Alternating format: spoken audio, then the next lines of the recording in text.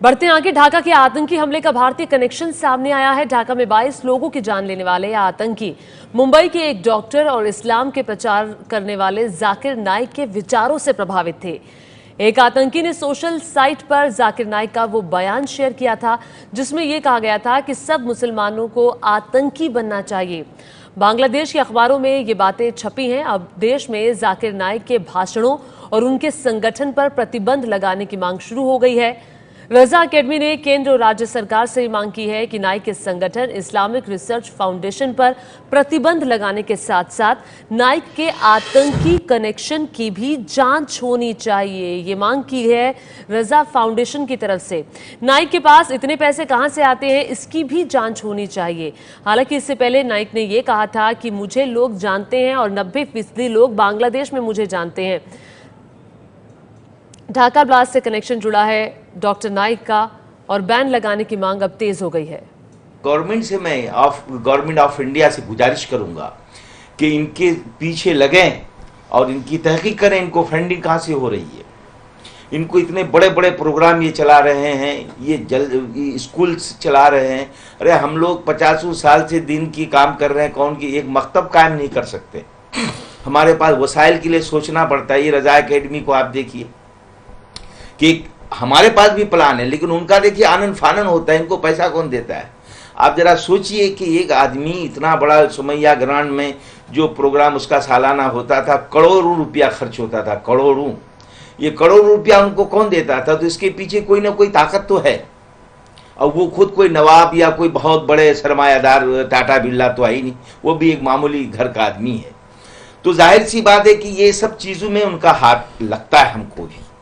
इस वजह से कि ढाका के वो जो बच्चे सामने आए हैं वो बहुत अच्छी फैमिली के बच्चे हैं, बहुत वीआईपी और बहुत ही सरमायादार बच्चे हैं, लेकिन मज़हब के नाम पे इनको फॉलो करते थे। वो उनके दिल में एक जज्बा पैदा हुआ, एक वो फितना पैदा हुआ कि ऐसा किया जाए। और जैसा कि आज सबूत सामने है कि उनके मोबाइल जब चेक किए गए उन बच्चों के, तो इनको वो अपना फॉलोवर करता था। लिहाजा ज़्यादातर नाइक हमारा मुतालबा ये है कि इनकी बारीक बीनी से government of India, Maharashtra, CID और इंटेलिजेंस ये जाकिर नाइक की मुकम्मल इंक्वायरी करे। और यकीन है मुझे कि इनका कहीं ना कहीं से लिंक निकलेगा कि तमाम इसके चैनल पर भी, इसके तकरीरों पर भी और इसके ये जो वास करता है, बयान करता है, उस पर भी पाबंदी लगाई जाए। और आपको याद दिलाएं, जाकिर नाइक विवादों में तब आए थे जब उन्होंने ओसामा बिन लादेन को आतंकी कहने से इनकार कर दिया था। जाकिर नाइक के प्रवक्ता मंजूर शेख ने ढाका आतंकी हमले के कनेक्शन में नाइक का नाम आने पर सफाई दी है। एबीपी न्यूज से मंजूर शेख ने कहा है कि नाइक के विचारों के बारे में जो बताया जा रहा है वो गलत है। फ्रेज का आपने इस्तेमाल किया कि डॉक्टर जाकिर ने कहा है कि हर मुसलमान को टेररिस्ट होना चाहिए, ये आउट ऑफ कॉन्टेक्स्ट है। डॉक्टर जाकिर ने अपने लेक्चर में कहा है और ये कहा है कि टेररिस्ट वो होता है जो दूसरे को डरा दे। इसी तरह एक पुलिस चोर के लिए टेररिस्ट है, ही टेरिफाइज द थीफ।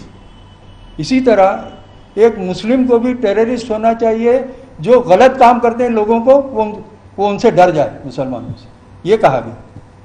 उसको उस कॉन्टेक्स्ट में नहीं लेकर किसी ने शरारत करने की खातिर, डॉक्टर जाकिर नाइक के इमेज को ख़राब करने की खातिर सिर्फ उतने टुकड़े को निकाल लिया तकरीर में से और कहा कि हर मुसलमान को टेररिस्ट होना, जबकि ऐसा नहीं कहा गया। तो जाकिर नाइक के संगठन की तरफ से ये सफाई दी गई है। वहीं इंडियन एक्सप्रेस से जाकिर नाइक ने कहा है कि वो इस बात से हैरान नहीं है कि ढाका के आतंकी उनके अनुयायी है, क्योंकि 90% बांग्लादेशी उन्हें जानते हैं।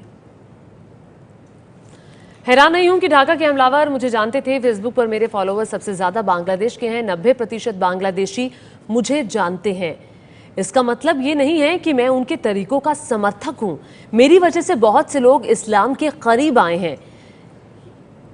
आगे जाकिर नाइक ने इंडियन एक्सप्रेस से कहा है कि इस्लामिक स्टेट जैसे नाम इस्लाम को बदनाम करने वाले हैं। ये नाम इस्लाम के दुश्मनों ने दिया।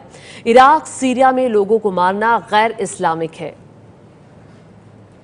और वहीं जाकिर नाइक और उनके संगठन पर प्रतिबंध लगाने की मांग हो रही है, लेकिन भारत सरकार के गृह राज्य मंत्री किरेन रिजिजू ने कहा कि सरकार किसी व्यक्ति विशेष पर प्रतिबंध नहीं लगाती है। सरकार किसी संगठन पर बैन लगा सकती है, किसी व्यक्ति विशेष पर नहीं। बांग्लादेश से कोई औपचारिक जानकारी नहीं आई है।